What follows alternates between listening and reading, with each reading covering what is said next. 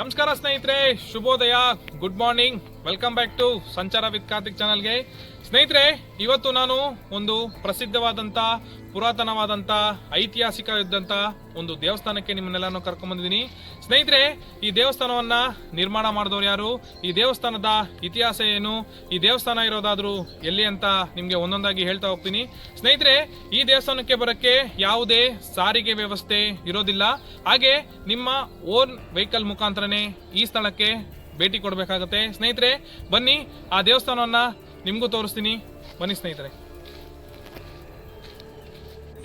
ಬೆಂಗಳೂರಿಂದ ಈ ನೂರೊಂದು ಸ್ವಾಮಿ ಬೆಟ್ಟಕ್ಕೆ ಬರೋಕ್ಕೆ ಎರಡು ಮಾರ್ಗ ಐತೆ. ಒಂದು ಕನಕಪುರ, ಕೋಡಿಹಳ್ಳಿ, ಹುಣಸನಹಳ್ಳಿ, ಹಾಗೆ ಈ ನೂರೊಂದು ಸ್ವಾಮಿ ಬೆಟ್ಟಕ್ಕೆ ಬರ್ಬೋದು. ಹಾಗೆ ಬೆಂಗಳೂರು ಆನೇಕಲ್ಲು, ಹುಣಸನಹಳ್ಳಿಗೆ ಬಂದು ಈ ನೂರೊಂದು ಸ್ವಾಮಿ ಬೆಟ್ಟಕ್ಕೆ ಬರ್ಬೋದು. ಹಾಗೆ ಸ್ನೇಹಿತರೆ, ಇಲ್ಲಿ ನೀವು ನೋಡ್ತಾ ಇದ್ದೀರಾ, ತಮಿಳಲ್ಲಿ ಒಂದು ಬೋರ್ಡನ್ನು ಕಾಣ್ತಾ ಇದ್ದೀವಿ ನಾವು. ಇಲ್ಲಿಂದ ಎಡಭಾಗಕ್ಕೆ ಹೋದರೆ ನಾವು ಸರಿಸುಮಾರು 10 ಕಿಲೋಮೀಟರ್ ಹೋದರೆ ನಮಗೆ ನೂರೊಂದು ಸ್ವಾಮಿ ಬೆಟ್ಟಕ್ಕೆ ರೀಚ್ ಆಗ್ತೀವಿ. ಸ್ನೇಹಿತರೆ, ಬನ್ನಿ ಬೆಟ್ಟಕ್ಕೆ ಹೋಗೋಣ.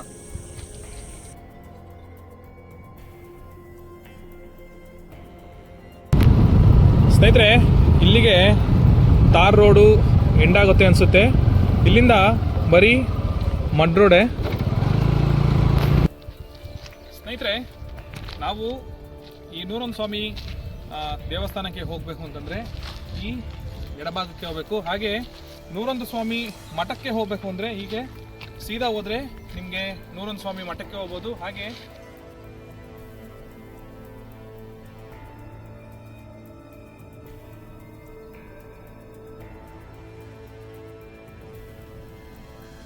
ಎಡಗಡೆ ಡಿವಿಷನ್ ತಗೊಂಡು ನಾವು ಈ ದಾರಿ ಮುಖಾಂತರ ಬಂದ್ವಿ. ಹಾಗೆ ಇಲ್ಲಿ ಬಂದ ತಕ್ಷಣ ನಿಮಗೆ ಎರಡು ದಾರಿಗಳು ಕಾಣಿಸುತ್ತೆ, ಒಂದು ಬಲಗಡೆ ಸೈಡ್ಗೆ, ಒಂದು ಎಡಗಡೆ ಸೈಡ್ಗೆ.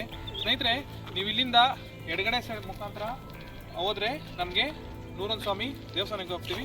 ಬನ್ನಿ.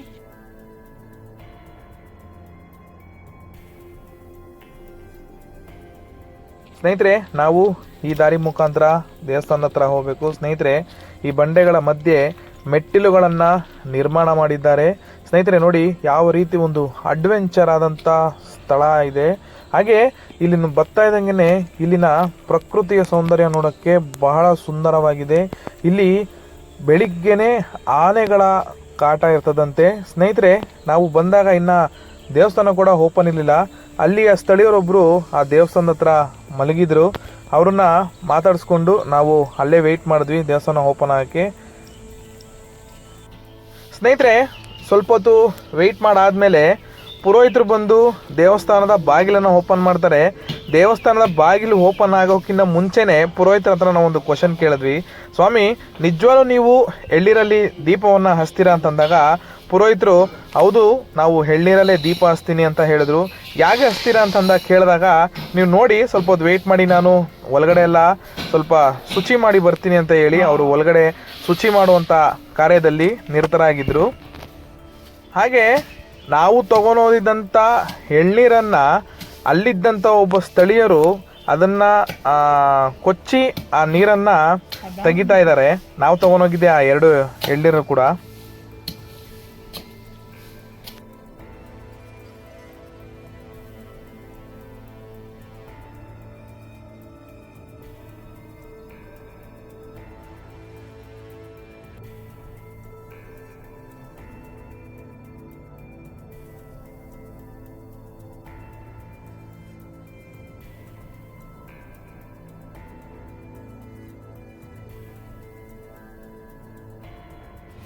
ಸ್ನೇಹಿತರೆ, ನಾವು ತೊಗೊಳೋದಂಥ ಎಳ್ನೀರನ್ನ ಅಲ್ಲಿದ್ದಂಥ ಒಂದು ಗ್ಲಾಸ್ಗೆ ಹಾಕಿದ್ವಿ.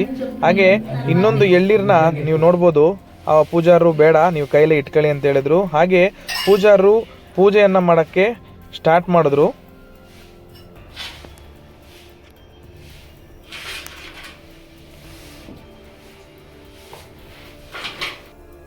ಸ್ನೇಹಿತರೆ, ನಮ್ಮ ಮುಂದೆ ಒಂದು ಹಣತೆ ದೀಪ ಇದೆ ನೋಡಿ, ಸ್ವಾಮಿಗಳು ಇವಾಗ ಎತ್ತಿಡ್ತಾರೆ ನೋಡಿ.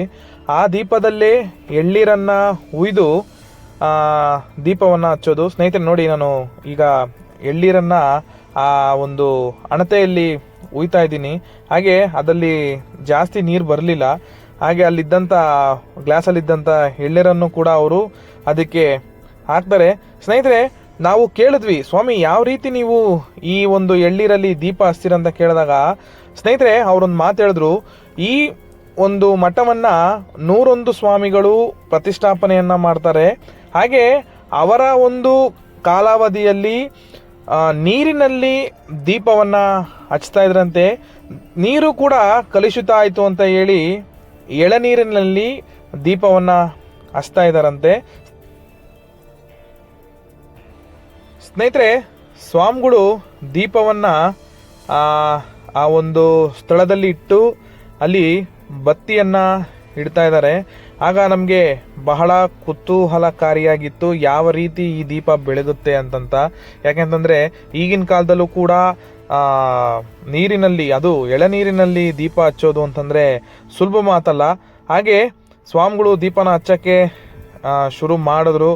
ಕೊನೆಗೆ ದೀಪ ಯಾವ ರೀತಿ ಉರಿತು ಅಂತ ಸ್ನೇಹಿತರೆ ನೀವೇ ನೋಡಿ.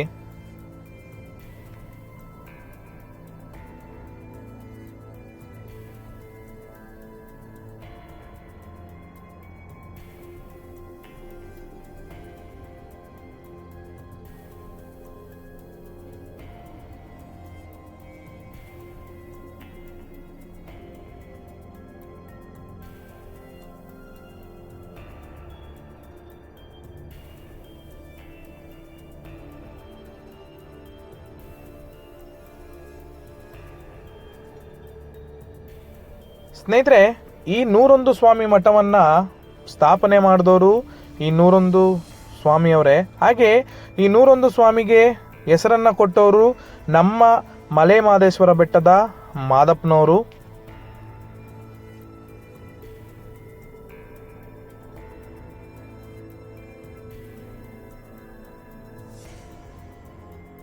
ಅದಕ್ಕೆ ಪ್ರಸಾದಕ್ಕೆ ಮಾಡ್ತೀವಿ ಅಂತ ಪುಡಿ ಅಂತ ಕೇಳೋದಿಲ್ಲ, ಅವಾಗೆಲ್ಲ ಪುಡಿ ಅಂತ ಕೇಳೋದಿಲ್ಲ. ಕೊಟ್ಟವ್ರನ್ನ ಪ್ರಸಾದಕ್ಕೆ ಮಠದಲ್ಲಿ ಹುಡುಗರು ಯಾರನ್ನ ಇದ್ದಾರಾ? ಹ್ಞೂ, ಪ್ರದೋಷ ಮಾಡ್ತಾನೆ. ಹ್ಞೂ, ಪ್ರದೋಷ, ಹ್ಞೂ, ಪ್ರದೋಷ ಅಭಿಷೇಕ, ರುದ್ರಾಭಿಷೇಕ, ಇದು ರುದ್ರಾಭಿಷೇಕ ಮಾಡಿ. ಸ್ನೇಹಿತರೆ, 101 ಸ್ವಾಮಿಗಳು ಇದೇ ಗುಹೆಯಲ್ಲಿ ನೀರಿನಲ್ಲಿ ದೀಪವನ್ನು ಹಚ್ಚಿ ಪೂಜೆಯನ್ನು ಮಾಡಿ ತಪಸ್ಸಿಗೆ ಕೂತ್ಕೊತಾ ಇದ್ರು ಅಂತ ನಮಗೆ ಇಲ್ಲಿರುವಂಥ ಪುರೋಹಿತರು ನಮಗೆ ಹೇಳಿದ್ರು.